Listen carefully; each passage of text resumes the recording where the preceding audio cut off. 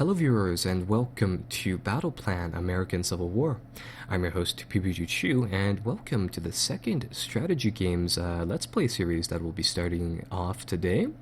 And well, going back to the game here, Battleplan American Civil War is it's a war game, meaning that it aims to be, I'd say relatively realistic military command and control simulator, and well, it plays out in the form of something like a total war tactical battle, meaning that it is of course a real-time tactics game. And jumping straight to the point, this game is very comparable to the recently released Ultimate General Gettysburg game, which of course also features the American Civil War and plays out very similarly. And well, I've got to say, Battleplan American Civil War here, it's a bit cheaper, and I'd say that it has say more depth, less graphics. But then again, this is a fully featured game. I believe the Battleplan here is right around $7, whereas Gettysburg I think is either 10, if not 15 US dollar, and that one being an early access release, of course. So just checking out the game really briefly, it features right around the area of 11 battles, and from the looks of the menu screens earlier over here, it looks like they plan on adding a few DLC packs to the game. But anyhow, we'll start up a new campaign here, and I think we'll go with the Union here and play through those 11 battles on the regular difficulty. Speaking of which, it looks like the first battle will be the first Battle of Bull Run, starting on July 21, 1861. The game actually features quite a lot of in-depth history about these battles, and with that said, I'll give you guys the chance to pause the game and read this if, of course, you'd like. But for the rest of us, we will, of course, start the battle scene right here. So, like I said, this game features more so in depth than perhaps Ultimate General Gettysburg. However, its graphics aren't, say, comparable in, to say the least, here. So anyhow, the general premise of this battle right here is the first Battle of Bull Run was pretty much the starting, or the first major battle inside the American Civil War here. Historically, the Union actually lost quite a devastating defeat here, and the general idea behind this battle was that the Union forces and the Confederate forces up until this point had been fighting minor skirmishes, and they were both sort of trying to pivot up until each other, at least that's my general knowledge of the battle, and they were all trying to get a good position over the enemy. So with that said, the Union in this particular area of the region, they had all of their army units assembled inside, say, the bottom area, and they wanted to sweep around from the right here, hitting the Stone House objective, which is currently unoccupied, and then swing around the Confederate flank like that. And well, it so happens to be that the Confederates had this exact same plan of sorts. So they had a weak line defending Henry House over here in Stone House. We only need one of these objectives to actually finish off this battle, as you guys may have noticed inside that little intro message there. And getting back to the point, the Confederates was actually pivoting to do sort of pretty much the same maneuver, coming from the north here and entering the Union's flank like this. So we have this twisty-turny battle to start things off, and with that said, it'll definitely lead to some pretty fun gameplay, and definitely some interesting strategical and tactical options here and there.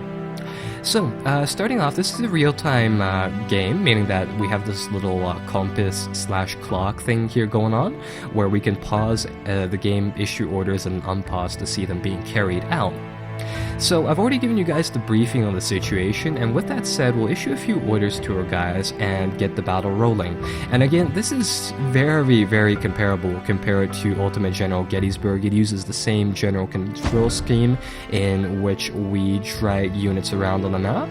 And following out with the historical plan here, what I'm going to do here is that I'm going to get these troops to move around the Confederate flank using Sunday Springs Ford over here. Now, unfortunately, I mean, the graphics portion of the game isn't, say, something that they do perfectly well, and it's kind of funny or rather, a funny bit of coincidence. They have these wonderfully done HUD elements, whereas Gettysburg has pretty much nothing of that, and well, Gettysburg has, of course, the overall polish on the map and unit graphics there. So, anyhow, yeah, the units are unfortunately pictured as these blocks of, I think, just squares, although different types of squares. And the developers realize that, I mean, it's kind of hard to notice which units are what. So I can actually pull up this filter for filtering out infantry units, which are, of course, these smaller little bands of blocks. Cavalry, which are the slightly larger ones. Cannons, which are the big things over here. Supply wagons, which are the even bigger bricks, if you will, and our HQ, which is located here. So I'm gonna get these units to move over here, and I think what we'll do furthering that is we'll try to rush the general side of the enemy here, and at the same time, seeing as how we already know what the historical plan is for the enemy, we'll try to counter it by digging in our troops inside this area up to the north, and hopefully delaying their counterattack long enough for our troops over here to swing by and hopefully hit them from the rear. So we'll issue some more orders to our guys, and afterwards we'll get this battle rolling, and we'll get the brawl going here, I guess. So I think we'll get these troops to move around here. We'll get these cannons to set up as well. And once we get these movement orders set up, we'll get to see some of the really interesting portions of the game, namely how the AI handles things such as orders and the command and control system inside this particular game. Because remember, I mean, back inside the American Civil War period, they didn't have radios, they didn't have, say, any real ways to get orders from one location to another. So how are we going to communicate these battle plans to our troops? Well, our general over here, and he has an influence radius, as you can see here, he'll issue commands, and if I unpause the game, he'll launch out these messengers, which will go to your troops and communicate the orders to them. Now, the game also simulates the fact that, of course, the different corps and different formations led by different generals might have their different opinions on the orders, so they might, say, take their time leisurely doing the orders, resulting in a delay, or alternatively, perhaps even flat out refusing to follow the orders. And of course, this is just modeling the command system in real life. Units, of course, closer to our HQ, or leader, or our general, will be, of course, affected or relayed first, and it looks like our units are getting perfect green check marks over here and there, meaning that they all accepted their orders. So that is very, very good. And well, this is a pretty fast-flowing game as well.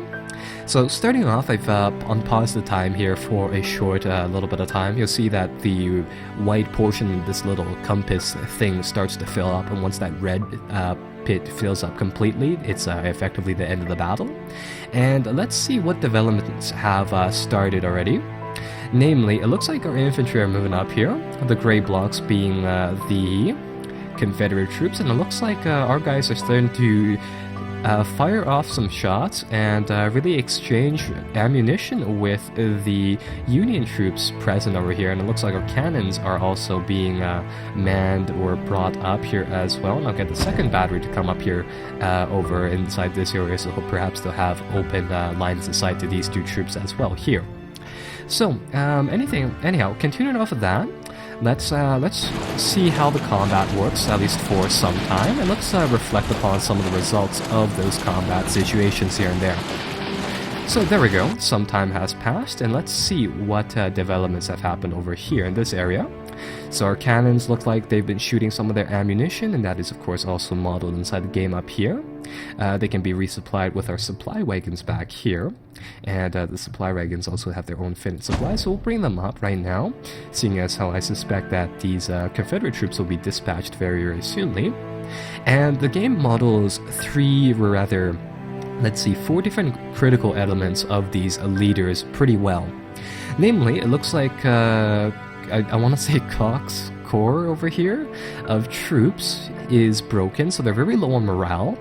meaning that they are effectively rendered combat ineffective, and that's what this middle box here means.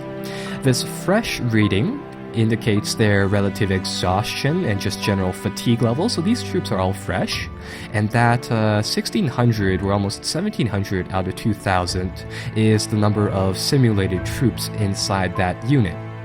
Now, the game goes further, and it actually gives you the veterancies of the unit. For example, our leader over here, McDowell over here, is a 3 chevron leader, meaning that, well, it's a maximum of 3 chevrons, 3 being the highest, 1 being the lowest.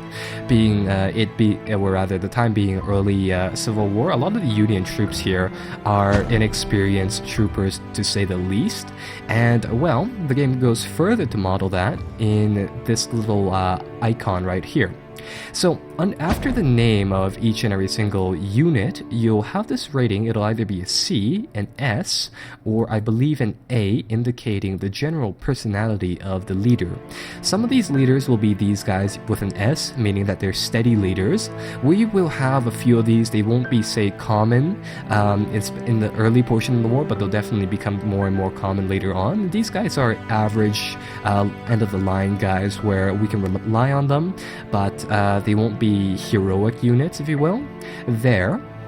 And it being early inside the Civil War, some of our leaders will be some of the junior leaders who are going to be very cautious, and they're going to be, if I can select one of these guys, these C rating guys, these guys being cautious and all, they will be very hesitant to take losses, so their morale will of course drop down faster. And if we issue them orders in, say, situations which they may not feel comfortable in, they have a higher chance in actually refusing to do those orders there. But anyhow, it looks like things are going pretty well so far over here. What I'm going to do just right now is that I see a fort being built, so these troops should be able to take advantage of that already. Actually, no, it looks like they do. Never mind, they do need to build a fort there. And yeah, I think we'll just continue the battle and see what happens. And looks like the core troops over here being broken and all, they're routing and they are scattered, evidenced by the little boxes being, of course, all over the place there. So, moving forwards, it looks like over here in the what am I trying to say here? The Confederate outflanking move, it looks like, yeah, they're starting their moves, and we were able to block off these forts enough so that we were able to get into some very good shooting positions. And it looks like they're probing with a teeny tiny force over here. The 8th Virginia unit over here is just a tiny 6 blocks of troops there. So yeah, that is the general flow of the game, and overall the game really just builds off of these features, adding to, of course, some stellar gameplay. So overall, the current situation looks pretty good. The Confederates over here might just be probing our lines with their line infantry right now, but our troops are holding. They're all steady. Although it looks like 2 out of the 3 leaders we have here are those inexperienced, cautious folk.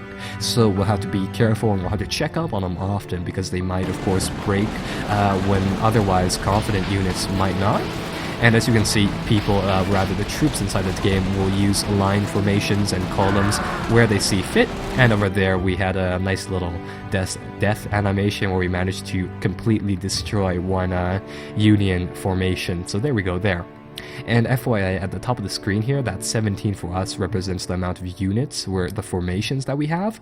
The one after that means the reinforcements, and the one after that means the amount of dead formations accumulated. So right now we eliminated 1 Confederate formation. They have 1 in reinforcement en route, and they have 19 current units coming at us. So yeah, I mean, historically, they actually won this battle, and I believe they won it pretty badly. There were right around 2,000 casualties for the Union side, so it was actually pretty mild for a Civil War battle. Though later on, of course, those casualties really ranked up in, of course, Gettysburg and other locations. So it looks like currently both Henry's house and the Stone House over here are both unoccupied objectives. So with that said, I'm going to get the infantry here, whenever they get their orders, of course, to probe up, and these slightly less green portions of the map are hills. So I'm going to send my Union troops up to those hills to, of course, check them out, and I'll see what we can do there. And I'll send one single packed inside the actual objective zone, the troop over here. I'm going to select them. Sometimes, unfortunately, the game seems to have this minor control issue where I'm trying not to sneeze right now because I'm starting to get a cold, but it's kind of hard to resist. But anyhow, going back to the game, sometimes I have some of these problems where selecting these units are pretty difficult.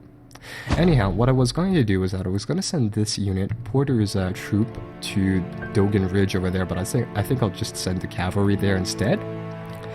So, yeah, it looks like the situation is working pretty well, but it's still, only a quarter of the battle has elapsed, and as you can see here, the orders are being relayed. The troops over here actually rejecting one of our orders. Franklin over here decided to reject some of our orders, so we'll resend that message, and it looks like the pack over here, commanded by Wilcox, has delayed our orders, so they're going to take their time until that little orange counter fills up once, and then finally begin their orders there. So anyhow, overall we are doing pretty well inside the battlescape, so that's not too big of an issue, provided that our current lines hold, and it looks like, we're breaking the Confederate troops with our much better equipped troops in some of these locations, but unfortunately it looks like inside this area, Stonewall Jackson's corps has appeared, and they are a 3 chevron unit, making them quite a veteran unit, and it looks like they are duking it out with our practically militiamen troop over here, commanded by, again, I'm starting to get a bit of a cold, Runyon over here, Runyon Miles. So hopefully he won't break, but again, he is a cautious leader, so there might be some issues there. So with that said, let's see whether or not we can hopefully fix up the situation by a bit. It looks like these 2 fords, Ball's and Lewis's, are now practically secured. So I'm going to get Keyes here, Keyes the Tiller's corps, to advance, finish off that little pocket of units here, and I'm going to send them over to hopefully stab at the rear at Stonewall Jackson over there. And of course, in the meantime, I'm going to get my commander to move forwards now that it's safe, and he can then coordinate and of course relay those orders faster now to the troops over here, and I'm going to get them to occupy yet another ridge-borne location there. Now, one thing about the command structure inside the game is just in real life with the messenger system and all, it's very hard to redact take back commands. So inside the game terms, once these commands actually reach the and as you can see here, when these messengers move over, say, fords, and as you can see here, hopefully inside a moment, over forests and amongst other things, they'll actually move slower. If assuming that your orders don't reach the troops, you can cancel them, you can abort them of course, but once they reach the troops, you cannot cancel them after at that point. So again, just modeling realism there. And it looks like our Union troops are actually better in quality than I had expected. They are doing pretty well in routing these Confederate troops, especially with Stonewall Jackson's elite brigade over there. Ooh, actually, that is a major concentration of men inside the Henry House area. And again, we'll see what we can do here. So it looks like Stonewall Jackson is no more. So we'll try to push up on these areas, enact a little counterattack, if you will. And in the meantime, inside this area, it looks like there's right around 2 packs of these densely packed, but it looks like disorganized bunch of Confederate troops there. So I think we'll try to surround them from the back. And we'll go even further as to bring the Tyler's corps of troops over perhaps Ball's Ford and over there as well. So hopefully Tyler's troop being very close to our HQ, the orders will be going there very fast, as you can see. And that will allow us to surround this area and just utterly annihilate Henry's house. So there we go. 3 out of 3 objectives, and we still have half the battle remaining. So I think it's going to be time to dig in and to prepare for another round of combat. And it looks like, the Union is sending some more troops along the way. So, what do I mean by dig in? Well, the game actually allows you to... the game will actually allow us to dig in our troops in the truest sense. We can build fortifications for our guys, and what we can do is we can effectively draw these trench lines, although right now I'm drawing them really, really poorly, on the map, and these will be permanent improvements or dugouts effectively used to shelter our troops, at least to a minor extent. So what we're going to do here is that I don't know where the Union attack is probably going to come from, but I'm going to guess that it's probably going to be from